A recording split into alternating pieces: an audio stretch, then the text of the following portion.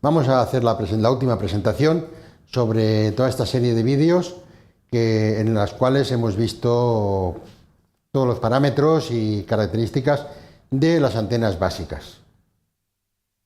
Aquí vamos a estudiar ahora ya cuál es el comportamiento de una antena ya en respecto a su potencia. Hemos visto que la potencia radiada de una antena isotrópica es un valor al que se hace referencia a efectos de formulación, pero obviamente no tiene entidad física, por lo tanto no deja de ser nada más que un ente matemático. En cambio, en una antena física, la potencia radiada sí se puede determinar, siempre se corresponde con los valores de intensidad o resistencia de radiación presentes en un vientre de corriente. Es lo que comentábamos antes, de que el factor más importante de la potencia radiada era la presencia de la resistencia de radiación. La resistencia de radiación se determina mediante la formulación, tal como hemos visto anteriormente.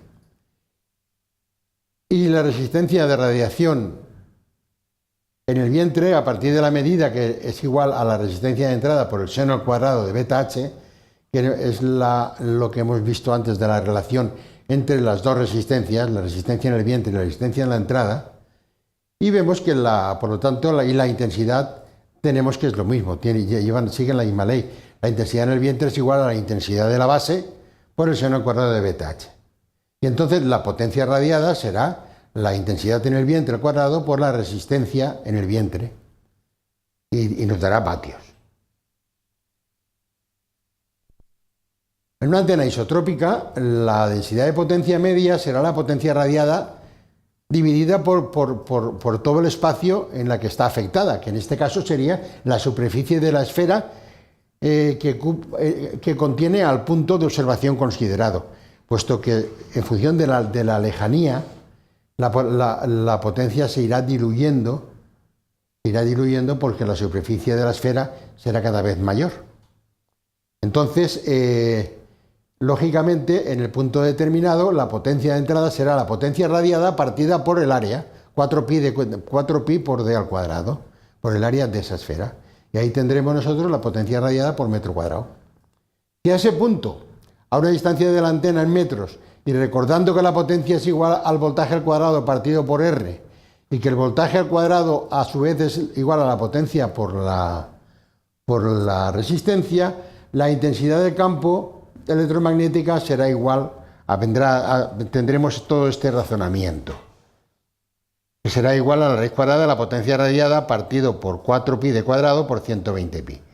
Y en esto aquí estaremos viendo al final que la potencia radiada viene a ser igual a la raíz cuadrada de 30 por la potencia radiada, el campo radiado es igual, estamos viendo el campo, es igual a la potencia radiada por 30 partido por d. Esto, si lo expresamos en milivoltios metro, que son unidades más prácticas, la potencia en kilovatios y la distancia en kilómetros, pues nos dará este valor. 173 por la potencia radiada por la distancia en kilómetros. Estamos hablando de la potencia radiada de un radiador isotrópico. Ahora bien, el resto de antenas sabemos que tienen una ganancia respecto al radiador isotrópico, y por lo tanto tendremos que poner dentro de la fórmula que hemos visto, habrá que multiplicarlo por la ganancia isotrópica. Y así, por ejemplo, en un dipolo elemental, que sabemos que su ganancia respecto al isotrópico es 1,5, tendremos que, operando, nos saldrá 212 por la raíz de la potencia radiada en kilovatios partido por la distancia en kilómetros. El dipolo de media onda, recordemos que ganaba 1,64. Luego volvemos a hacer lo mismo por 1,64 y nos da 222.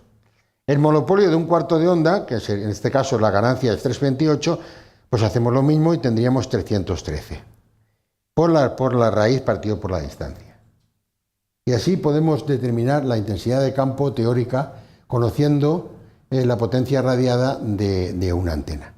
Y con esto creo que hemos acabado ya todo el capítulo de cálculo de antenas básicas, y luego ya a partir de aquí esto nos puede servir de base nada más para luego acometer otros estudios ya más profundos y más detallados de todo este mundo. Y esto ha sido todo.